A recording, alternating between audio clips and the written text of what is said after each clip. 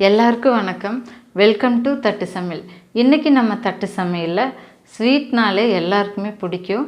அதில் நான் தேங்காய் பருப்பி ஸ்வீட் பண்ண போகிறேன். இது பாகு காய்ச்சி பண்ணுறது அப்படின்னாலே எல்லாருமே கொஞ்சம் பருப்பி பண்ணுறதுக்கு அந்த ஒரு பாகத்துக்கு வராதுன்னு நம்ம தயங்கிட்டு பண்ணாமையே இருப்போம்.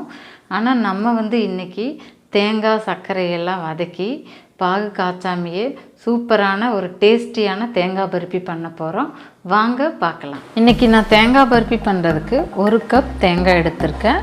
இதை மிக்சியில் ஒரு ரவுண்டு நைஸாக அரைச்சி எடுத்திருக்கேன். நீங்கள் நைஸாக வேண்டானாலும் அப்படியும் கூட போட்டுக்கலாம். தேங்காய் பருப்பி பண்ணுறதுக்கு நான் தவா எடுத்து வச்சுருக்கேன்.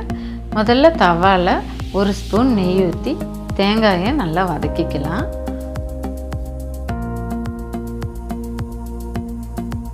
வதக்கும்போது அடுப்பை லோ ஃப்ளேமில் வச்சுக்கோங்க.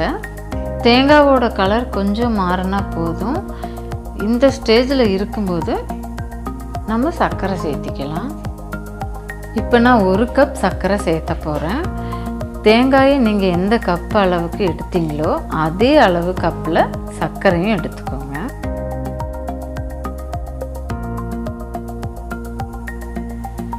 ரெண்டையும் நல்லா கலந்து விட்டுட்டு சர்க்கரை கரையிறதுக்காக ஒரு 4 ஸ்பூன் நான் பால் எடுத்திருக்கேன். இதையும் இதோடு சேர்த்து நல்லா கலந்துக்கலாம்.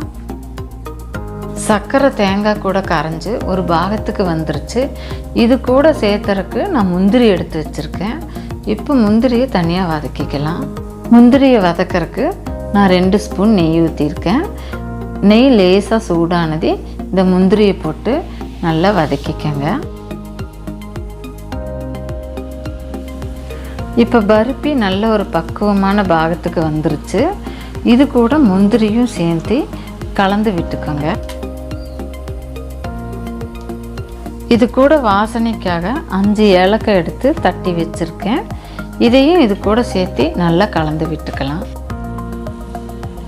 இப்போ பாருங்கள், பருப்பி நல்லா ரெடி ஆயிடுச்சான்னு பார்க்குறதுக்கு இந்த மாதிரி கரண்டியில் இப்படி இழுத்து பார்த்திங்கன்னா ஒன்றோட ஒன்று ஒட்டாமல் வரும். இந்த ஸ்டேஜில் இருக்கும்போது நம்ம அடுப்பை ஆஃப் பண்ணிக்கலாம். பருப்பியோட சூடு ஆறுறதுக்குள்ளே ஒரு தட்டில் நெய் தடவிட்டு நம்ம பருப்பியை தட்டில் கொஞ்சம் பரப்பி வச்சுக்கலாம். தட்டில் நெய் தடவி பருப்பி போட்டுட்டோம்னா தான் பருப்பி ஒட்டாமல் வரும். பருப்பியோட சூடு ஆறுறதுக்குள்ளே ஒரு ஸ்பூனில் லேசாக நெய் தடவி பருப்பியை ஒரு சேவ் பண்ணுங்க.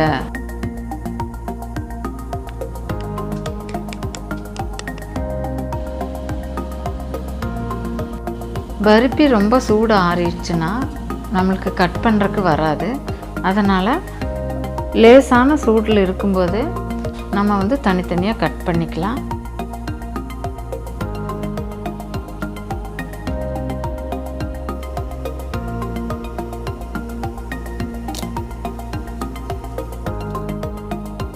வாவ், தேங்காய் பருப்பி ரெடி.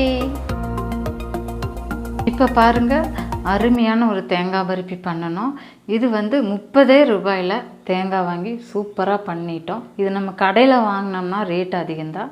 வீட்டிலே நம்ம செஞ்சு பார்க்கலாம். இதையே நீங்களும் உங்கள் வீட்டில் செஞ்சு பாருங்கள். இந்த சமையல் உங்களுக்கு பிடிச்சிருந்தா தட்டு சமையலுக்கு சப்ஸ்கிரைப் பண்ணுங்கள். மறக்காமல் பெல் ஐக்கானை கிளிக் பண்ணுங்கள்.